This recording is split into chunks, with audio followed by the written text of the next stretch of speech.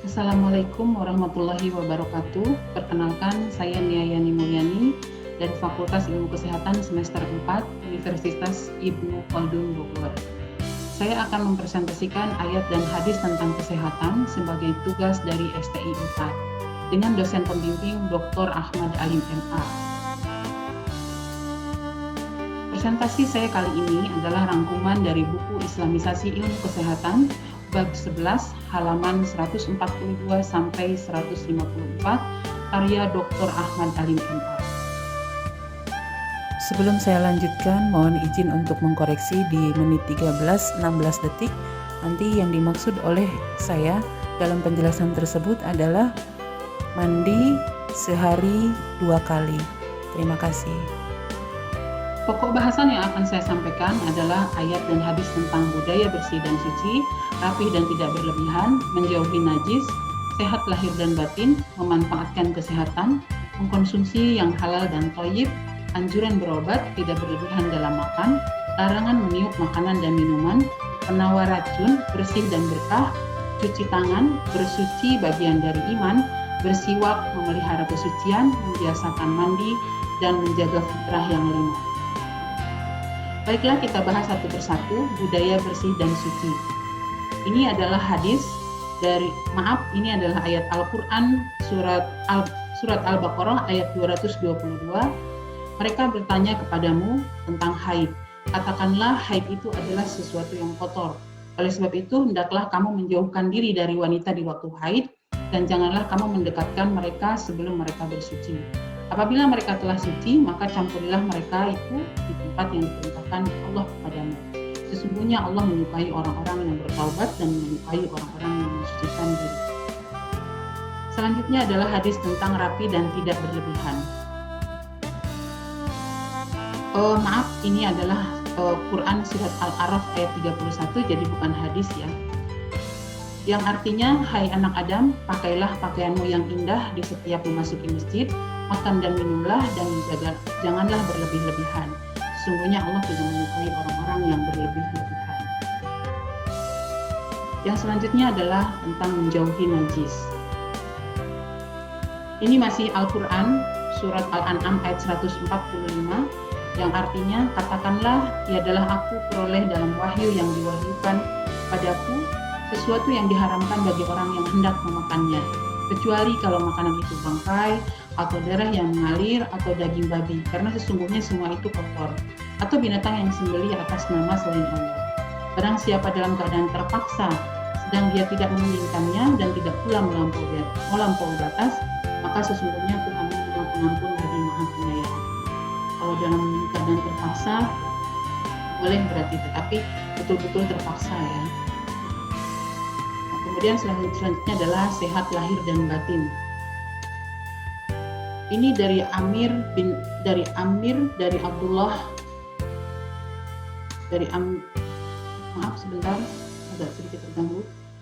Dari Amir dari Abdullah bin Nu'man radhiyallahu anhu, beliau berkata, saya mendengar Rasulullah SAW bersabda, sesungguhnya yang halal itu jelas dan yang haram juga jelas.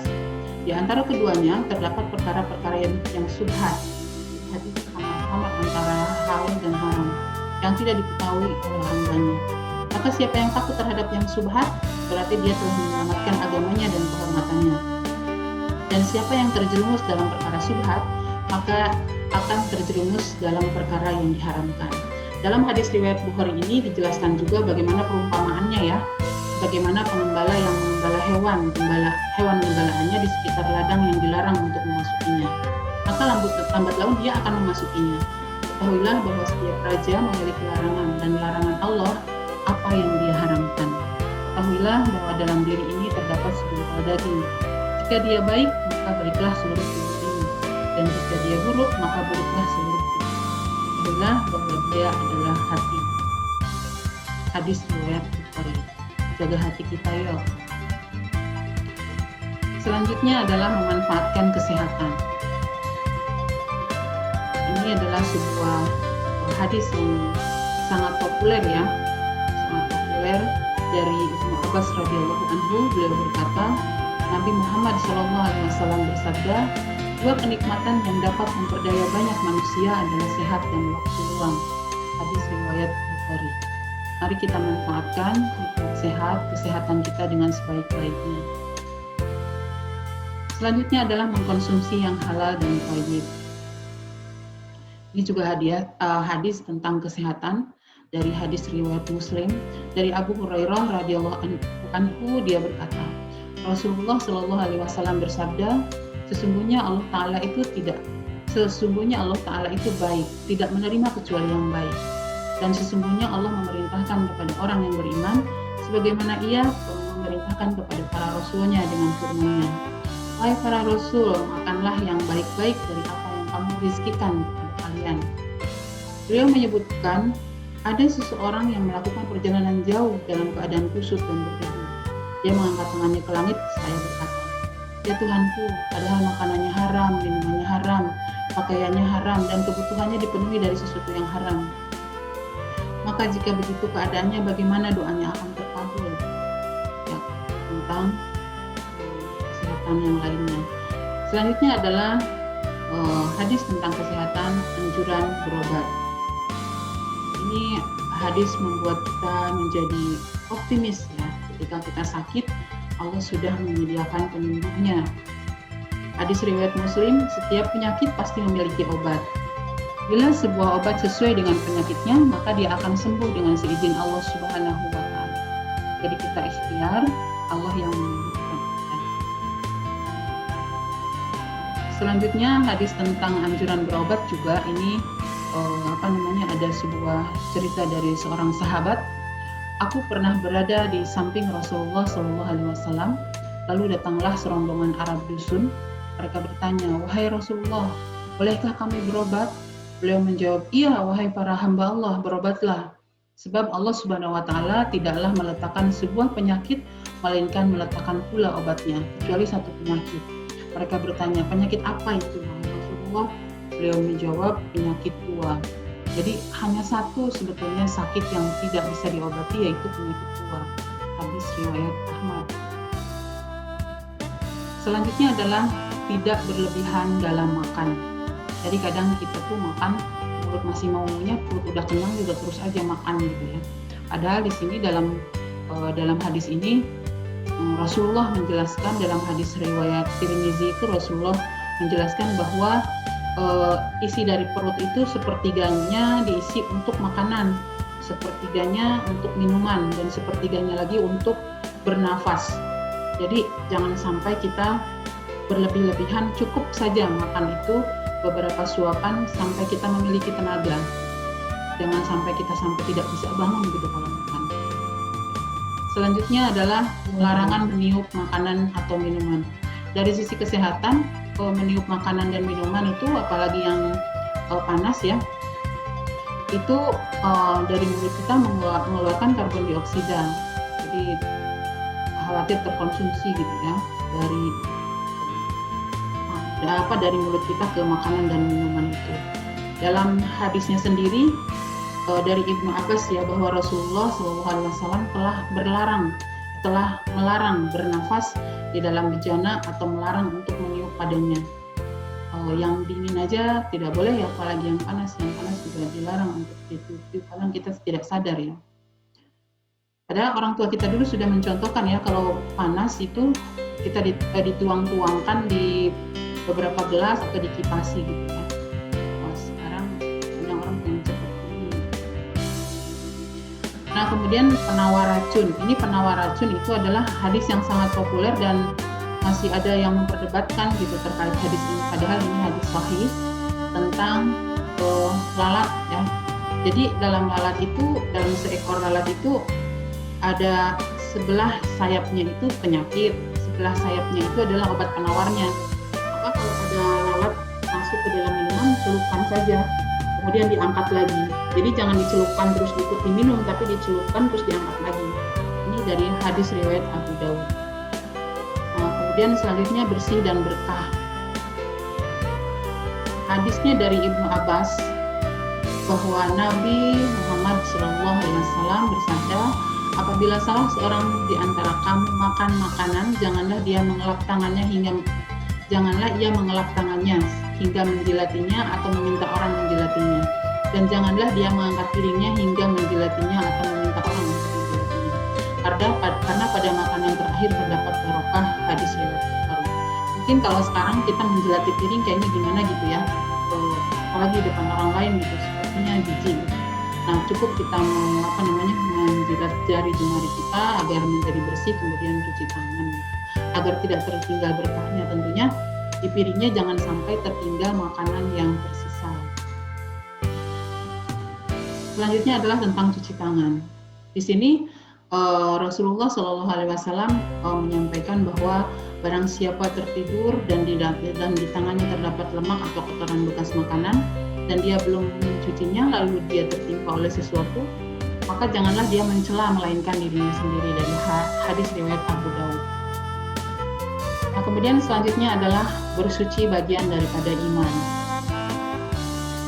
Hadis ini disampaikan dari Abi Malik Al-Haris bin Hashim Al-Ash'ari radhiyallahu anhu yang berkata bahwa Rasulullah Shallallahu Alaihi Wasallam menyampaikan tentang kebersihan itu sebagian dari iman.